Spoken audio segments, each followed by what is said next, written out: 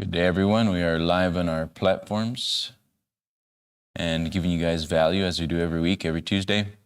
And just a quick reminder, every end of the month, we're teaching one of the laws of success all week long. And then towards the end of the month, we're teaching 3 hours full about that law and the process of putting it into action.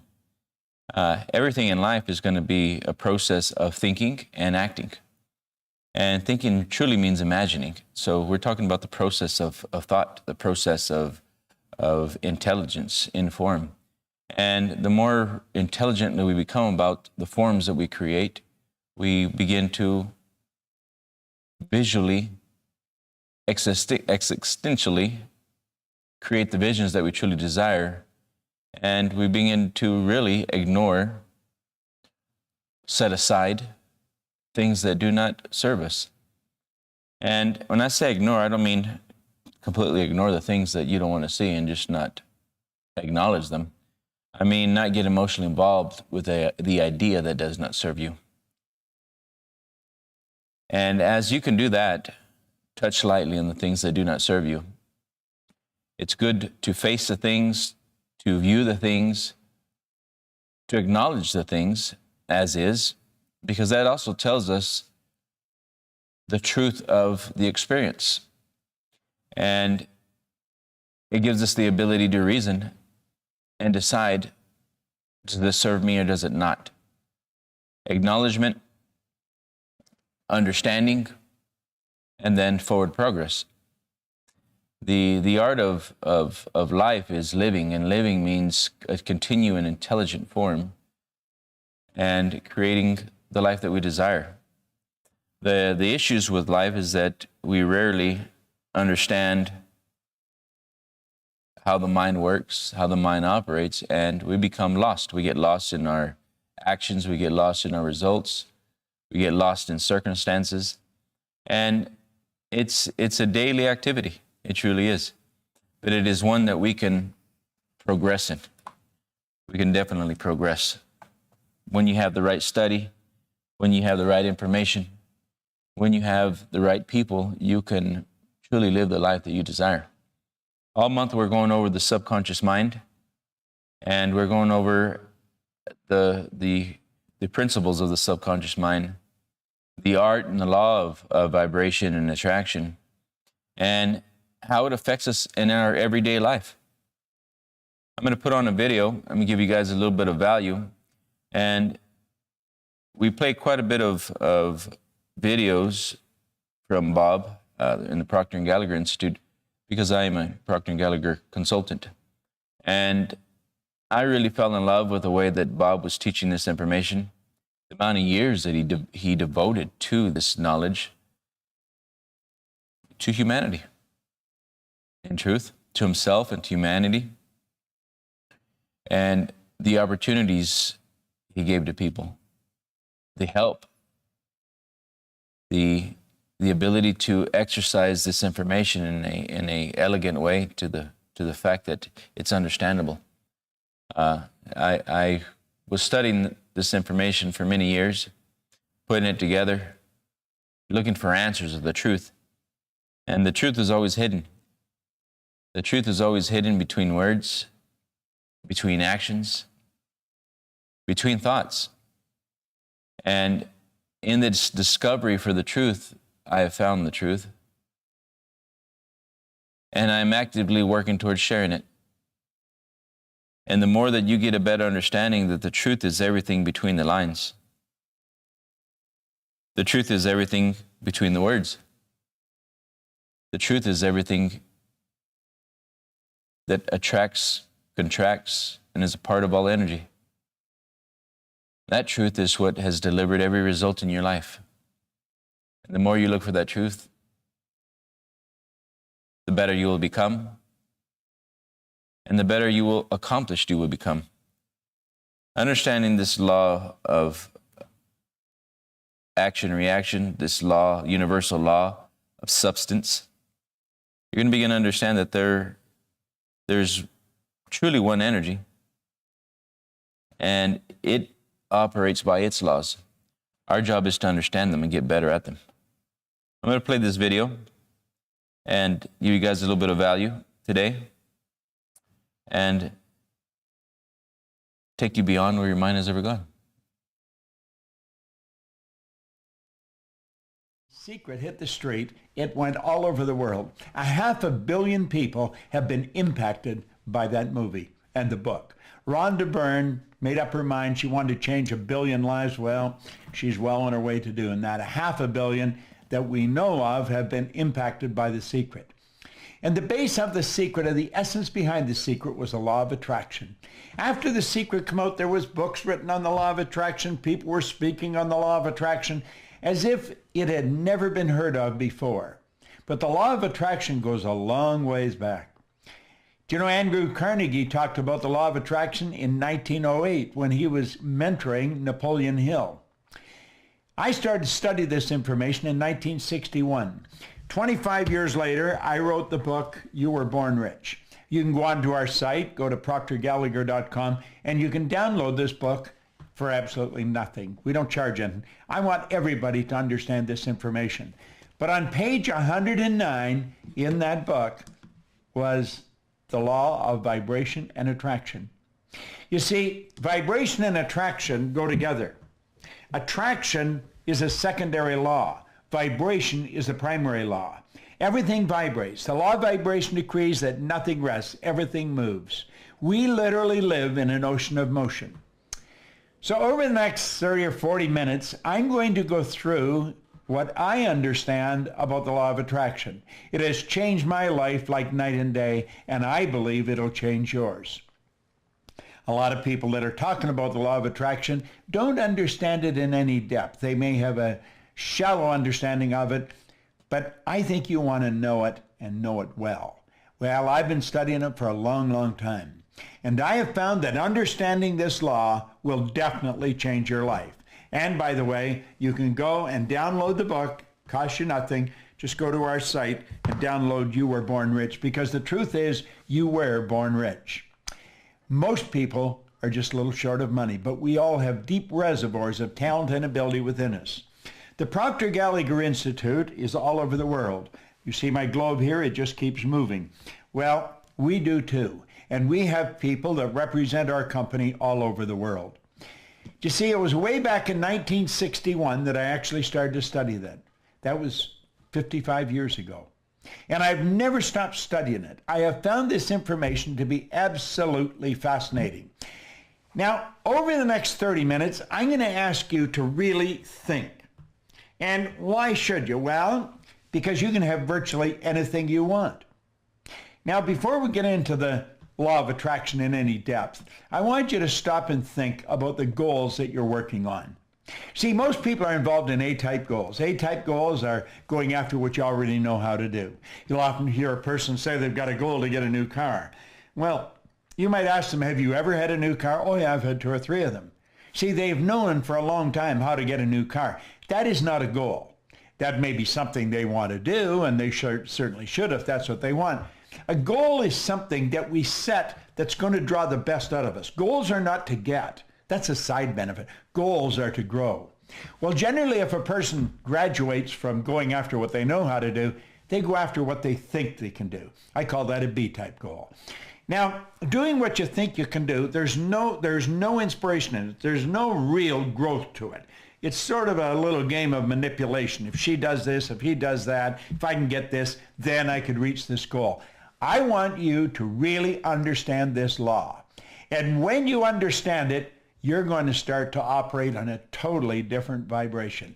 You're going to move into a whole new world. You're going to start stretching. And that's what you really want to do. You see, you are God's highest form of creation.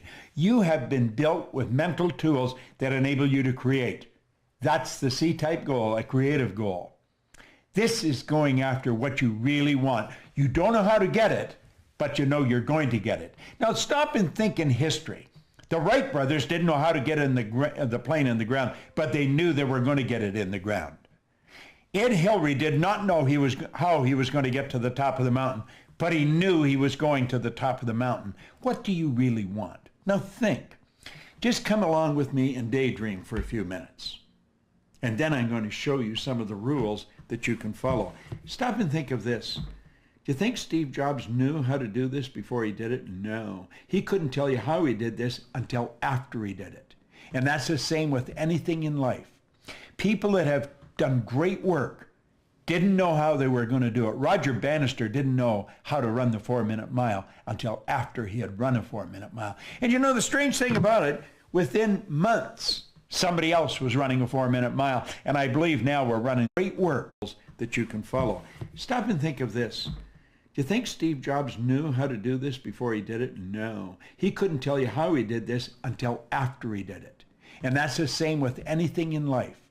People that have done great work didn't know how they were going to do it. Roger Bannister didn't know how to run the 4-minute mile until after he had run a 4-minute mile. And you know the strange thing about it, within months, somebody else was running a 4-minute mile. And I believe now we're running the Boston Marathon in under a 5-minute mile. So pretty soon they'll be doing that in a 4-minute mile. What do you really want? I want you to think about the dream home. I was talking to a young lady in our company, Lisa, and she was telling me, I said, Lisa, what do you really want? And she was telling me about the home. She started to describe it. I said, go after it, Lisa, go after it.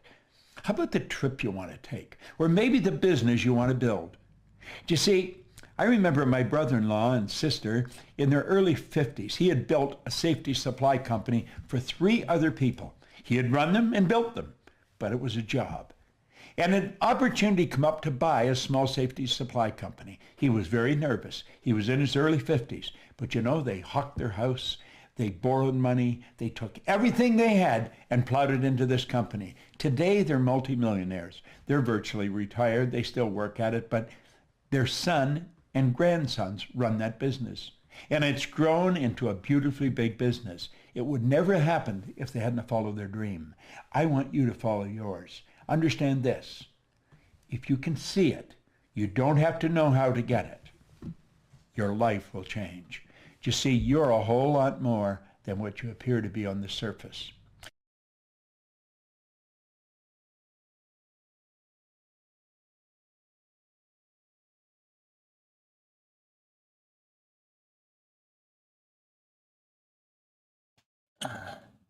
We on there? Yeah, we just went through a pretty good intro on the mind, consciousness. And when we think about consciousness, consciousness is ever present. You see it in form all around you. And Bob gave some really good analogies on consciousness and how consciousness is working to and through you. And then you see it in forms, formalities. These formalities, we can turn around and we can look at the chair. How did the chair become the chair? How did the chair even become a word? Well, it first began in somebody's mind, and they brought it into form. Did they have to practice? I'm pretty sure they did. I don't know how many times they had to practice till they got it right, but somebody did. That was the trick. Somebody did. That was the truth. The truth of the matter is that you're a creative being, and you have the ability to create, to build things from your imagination, because you're directly hooked up to universal intelligence. That's how this works. Isn't that amazing? You're the gift. That's right, you're the gift. The gift was your ability to imagine beyond conditions and circumstances. Look at the first individual that wanted to go beyond the floor, beyond the ground. And they began to think and imagine how good it would be to be and to rest above ground. And not just above ground, over something soft, something comfortable. How they find that word comfortable? They had to begin to think, what would it be like if? What would it be like if? And as they continued imagining, they begin to unfold the gift. This creative ability called imagining is the gift. Einstein said the imagination was creativity having fun. As we begin to have fun or imagine, we begin to illuminate with light. That light are signals. We're operating on signals and frequencies, and we begin to pick that information up. And as you begin to play with those ideas, you begin to attract more ideas on that frequency. That's how it works. As you get emotionally involved in that over there, and there,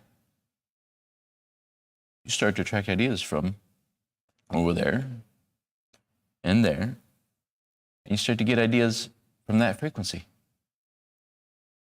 If I were to tell you, start to think about a dog, you went to a dog over there, wherever it is in your imagination. Then if I start telling you the dog is blue, red, orange, purple, green, images keep flashing on the screen of your mind. If I say the elephant, you begin to see the elephant. If I say, don't look at the cat, oh my, you just saw the cat. And I say, don't look at the cat, looking at 4 holes all around it. And it's vigilant. The cat is vigilant, and it's looking all around the 4 corners. And now the room is closing in on him. And as he becomes more aware of his surroundings and how close the walls and the holes are at the bottom, he is so vigilant that he can see all around him at all times to look for the mouse. Interesting how that works. You see, the mind is an active force, and it's always in transmission, always in transition, always in transmutation. But you're just really not aware of how it works. And the better you get at understanding the mind, the better you're going to get at developing it.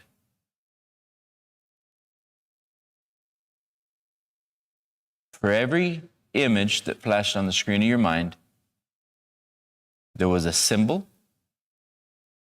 and a feeling towards those. Some of you had feelings towards dogs or a puppy. Some of you had more feelings towards the cat. According to the way you were raised, the people you were raised around, those were the first light images that you were receiving. And because those were the first light images that you were receiving, and some of you may not have had a dog from the age of 0 to 5, 0 to 7, and may not have too much cells of recognition or emotion tied to it. Maybe the dog you saw was at a distance and it was in a paper, a page, a card. So you don't really emotionalize with that very much, and you really don't care for them now. Why? Because the image was never present. It was never a part of the present. The present is the gift. 0 to 5, 0 to 7, is when your subconscious mind is wide open to accept ideas. And this is where you really emotionalize with what you can hear, see, but most importantly, taste, touch, and smell. That connects you immediately to the senses, as well as seeing and hearing. But when seeing and hearing is at a distance, it has less effect on you. If the dog was at somebody else's house, on a card, on a sheet of paper that was 2D, it really had no emotion. Maybe golf was something at a distance, and you never were around it growing up. And because you were never around it, you never really saw it. You saw it later on in pictures or whatnot. You really don't emotionalize with it, and you really have, because you have no cells of recognition at the ages where you were really emotionally bonding with your physical reality. Later on in the future, somebody says golf, you really have no attention to it. So depending on the physical environment, your surroundings, this is dictating the majority of your behavior to the future. The less emotion you have for things, the less you will want. The less desire you will have to fulfill the experience of that idea. Some of you may begin to think of other sports. Could be tennis. Could be cricket. The less emotion you have towards an idea is because it was less involved with you as a child. Maybe other things later on, you started to open your awareness and surround yourself with certain people that made you more aware of certain things. And if you got really emotionally involved with it and you desired it, you desire to keep fulfilling that experience. Much like our life, as we go through life, we're going through conditions and circumstances. Now, when it comes to going beyond what you know how to do, you're going to have a less emotional bond. Unless it's something that really impulses you and it drives you into action. Why are goals so important? Because goals are not to get there to grow. So when you can find something that really impulses you into action, impulses you into the decision-making process, this type of goal causes your life to become alive, to lighten up, to brighten up. And that's exactly the type of goal you want. You may have never done this goal or may not have known much about it, but you're looking at what the future of that goal means. When we look at goals, you're really looking at what the future of what that goal means. This is why you're building emotional desire. You see, goals are something in the distance, a desire beyond what you can hear, see, taste, touch, and smell. A goal sets you at the point break, at event horizon of the fulfillment. What would it be like to have that? What would it hear, see, taste, touch, and smell like to be there? Now, all the greatest people in the world, Bob was talking about Steve Jobs.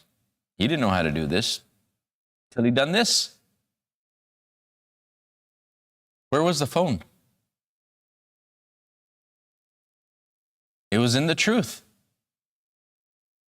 And as a young child, I was always looking for the truth.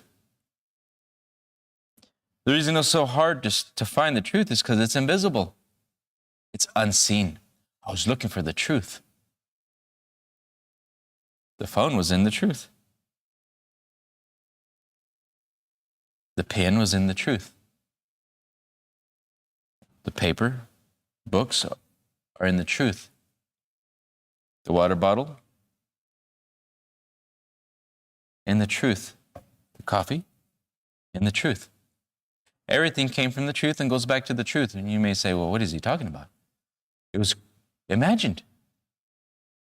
Everything you see physical is a second representation of the truth. Everything we see physically today is a representation of the truth in form. And that is that anything is possible.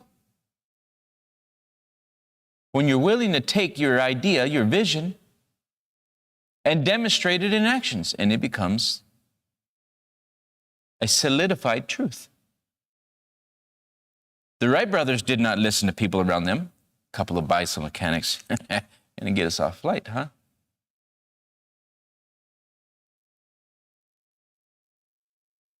They were tuned into the truth.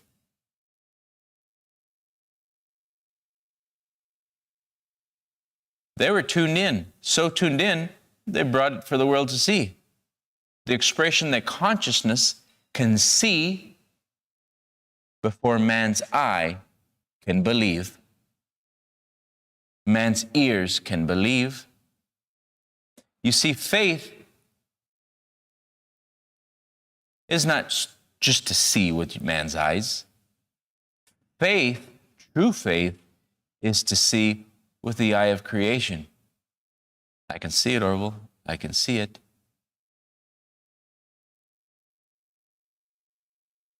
These men were working with the truth.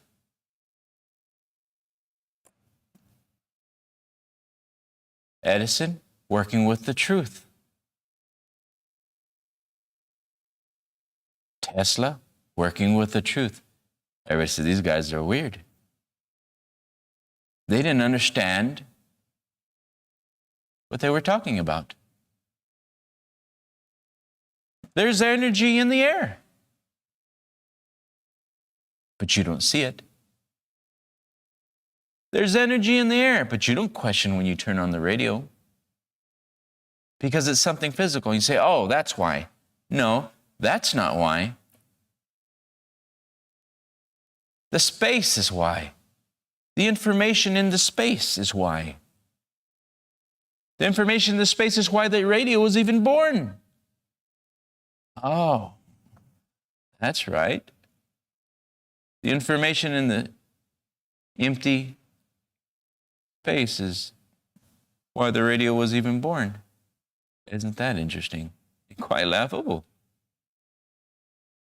Because they found something that could tone it down, tone it up, bringing it to a frequency till your ears could hear it. You do the same thing when you use a phone. You don't see the phone connected to a wire, do you? But it can send information through time and space. Just like that. Around the world?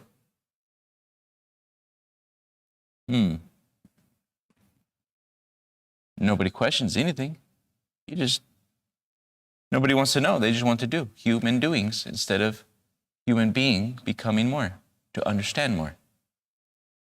The coffee cup. The truth. The truth that someone can imagine something globally. I've been around the world, traveled the world, and I see this face smile at me, and it brings a smile to my face. Accident? They were working with the truth. They had to have an image that was global.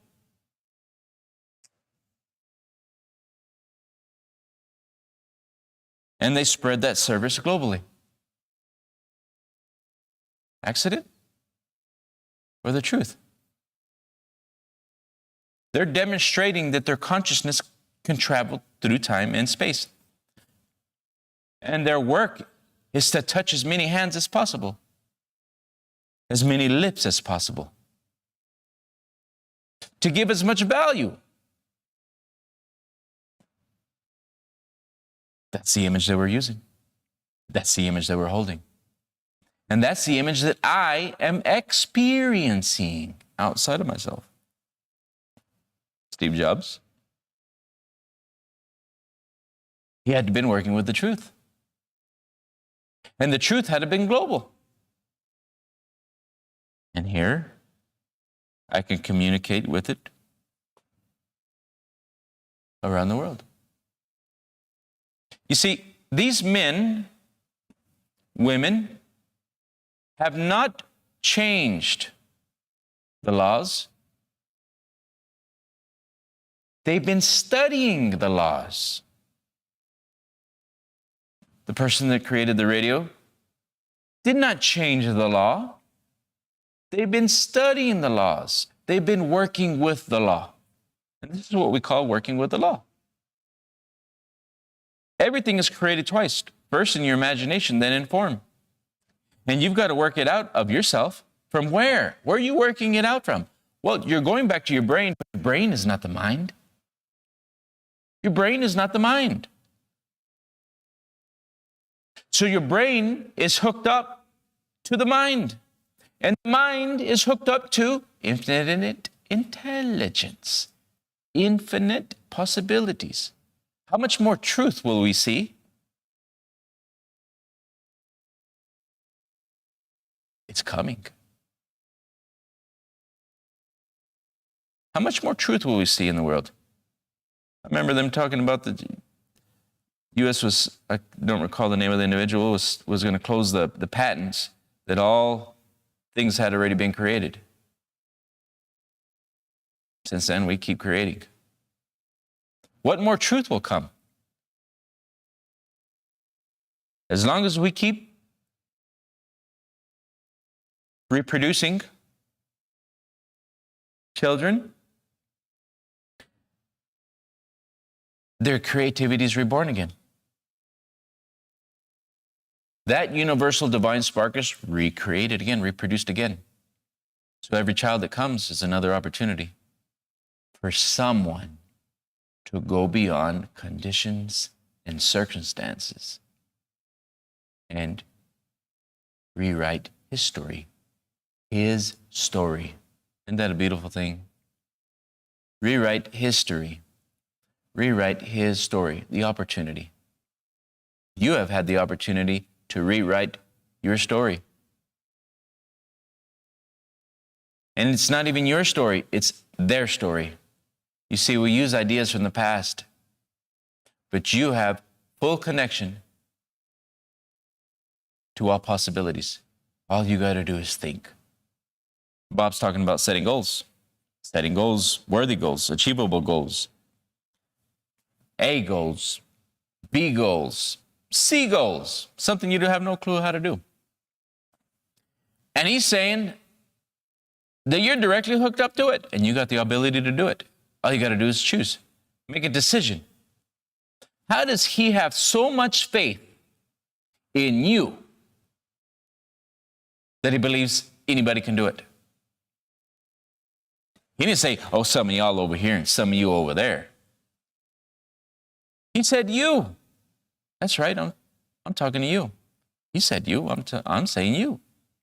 You have the ability. All of you have the ability to go beyond the senses, to set goals that drive you. Because you're blessed. You just don't know how this electrical, creative, spiritual, divine, physical body works.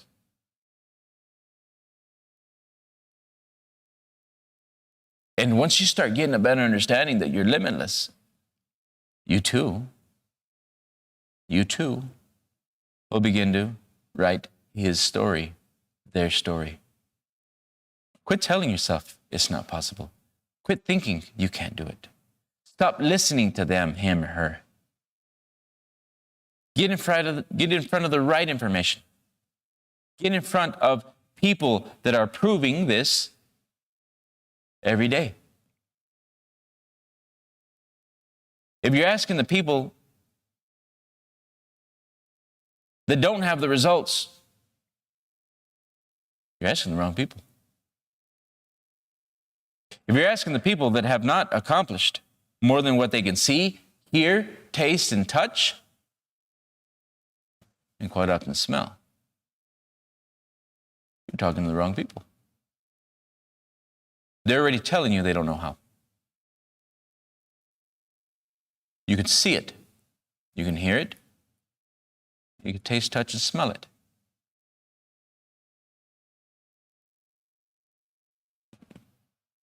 If they knew how to do it, chances are they wouldn't be around you. I've met successful people. There's not very many.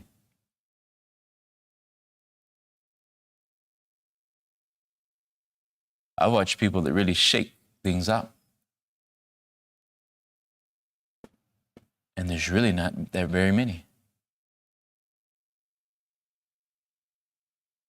What are they doing so different?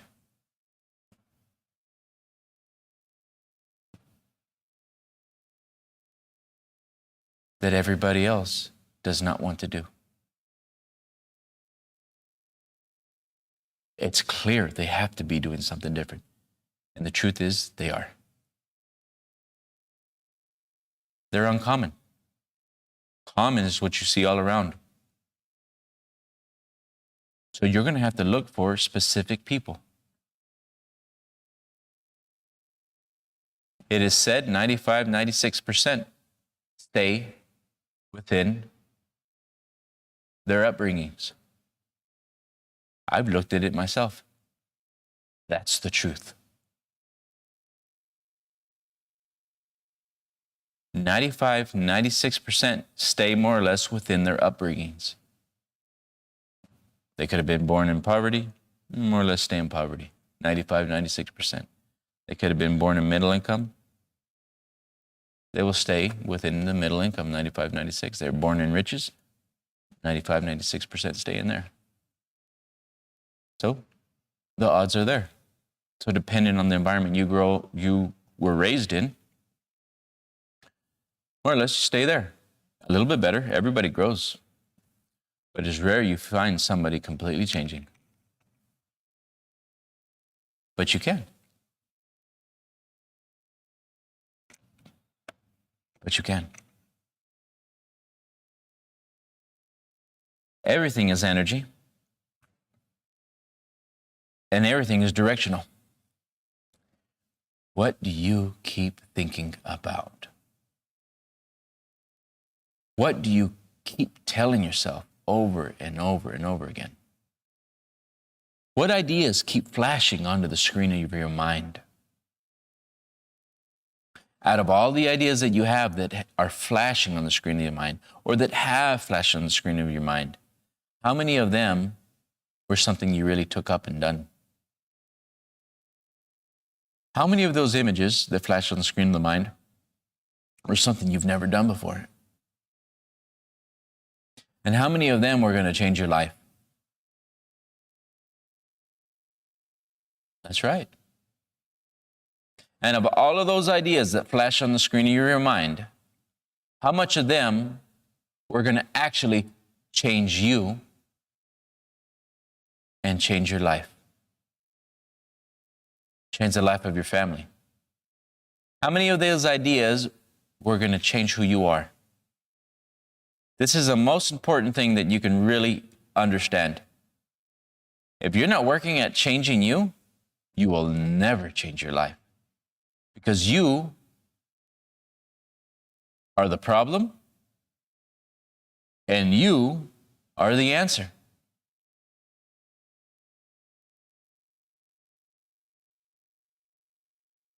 How many times have you flashed on the screen of your mind